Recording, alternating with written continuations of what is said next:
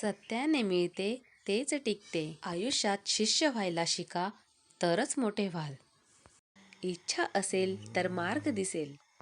विचार थकले की विकार भडकतात. अनुभव हेच खरे शिक्षण होय.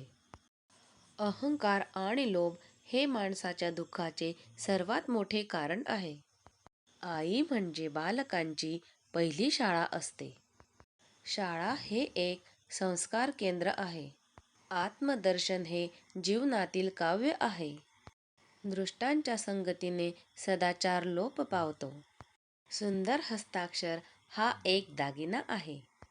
समाधान हे घराचे सुख आहे. व्यायाम ही दीर्घायुष्याची गुरुकिल्ली आहे. आळस, अज्ञान व अंधश्रद्धा हे माणसाचे 3 शत्रू आहेत. ज्ञानी डोळ्यांनी जगतो तर अज्ञानी कानांनी जगतो.